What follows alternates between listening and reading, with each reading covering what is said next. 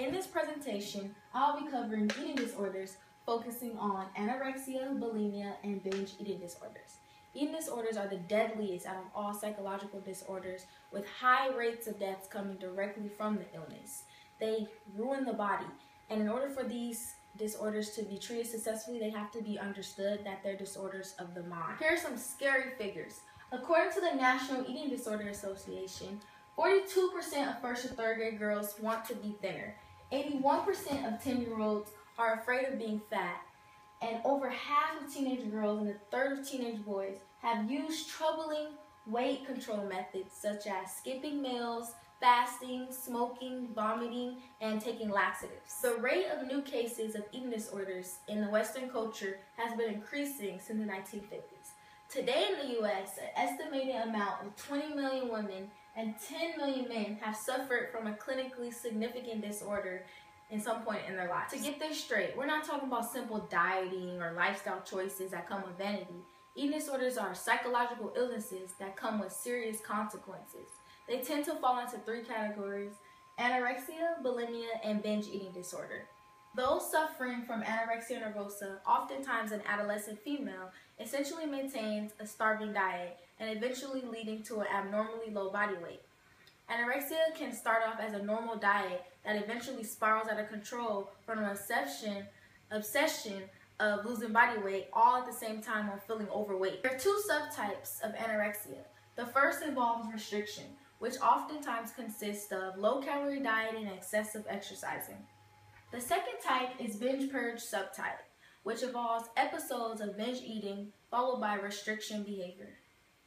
As the body is denied crucial nutrients, it slows down to conserve the little energy it has left, often resulting in abnormal, slow heart rate, loss of bone density, fatigue, muscle weakness, hair loss, severe dehydration, and extremely low body mass index. And it's that low body mass that's the defining characteristic of anorexia nervosa, a refusal to maintain a body weight at or above what would normally be considered minimally healthy. If this condition persists, of course it can be deadly, which is why anorexia has what's often estimated to be the highest mortality rate of any psychiatric disorder.